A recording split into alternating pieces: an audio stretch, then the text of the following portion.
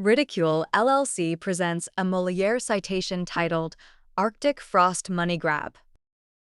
It may have started with the underhanded tactics of Jack Smith in pursuing Operation Arctic Frost, but the unconscionable, not to say sleazy, legislative action by the world's greatest deliberative body made the prosecutor's antics look like kindergarten recess.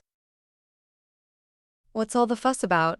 After nearly 6 weeks of government shutdown, largely caused by the Democratic senators claiming that they were only protecting the federal healthcare benefits for low-income Americans, never mind the proven fraud, waste, and abuse of Obamacare, Senate Majority Leader John Thune gratuitously snuck in a provision in the continuing resolution to make a gift of $500,000 of taxpayer money to 8 Republican senators who claim that they were damaged by Smith's prosecutorial misconduct. We don't care who struck John. There is no credible justification for this corrupt and irrelevant provision ever to become law. Even the 8 beneficiaries are scurrying for cover, saying things like, "I didn't ask for this," and "I'm not going to pursue the authorized claim," or some other such performative hand-washing.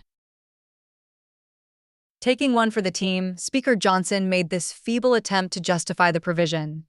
"I have since talked to Senate Majority Leader John Thune and the senators who were involved in that, and their motivation was pure," Johnson explained. What they were trying to do is put teeth into the provision of law that prevents these abuses like Jack Smith and these rogue prosecutors who weaponize the DOJ to go after political enemies. For what it's worth, we'd like to see the ever-dependable Senator John Kennedy, Republican Louisiana, subject this claim to his special brand of interrogation. Here's the dilemma. If the House doesn't pass the CR in its present form, the government can't reopen without sending the bill back to the Senate again. But passing it with the offensive provision means that yet another bill would have to pass both houses and be signed by the president to repeal this special interest benefit.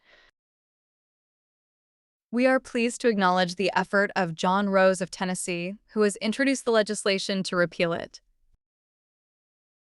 The American people should not be asked to make compensation to United States senators, the ultimate insiders, if you will, who have been wronged, no doubt in my mind.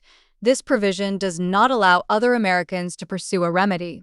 It does not even allow the President of the United States, who was equally wrongfully surveilled and pursued by the Justice Department. They didn't even include President Trump in this, Representative Rose told Fox News. They saved this special treat for themselves. And, frankly, the right answer is that they should all disavow that immediately.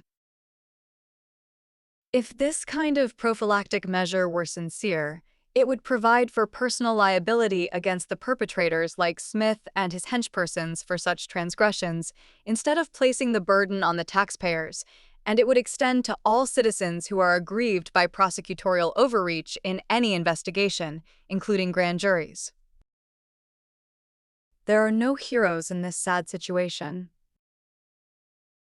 But there are plenty of Molière citation recipients, in no particular order: Majority Leader Thune, Speaker Johnson, Jack Smith, et al., and to a lesser extent the 8 beneficiaries, most of whom now claim ignorance of the whole sordid affair. Offering a perspective from simpler times, we invite your attention to the character Alfred E. Newman of Mad Magazine fame, whose signature line was, "What me worry." Please like and subscribe to our Ridicule LLC channel.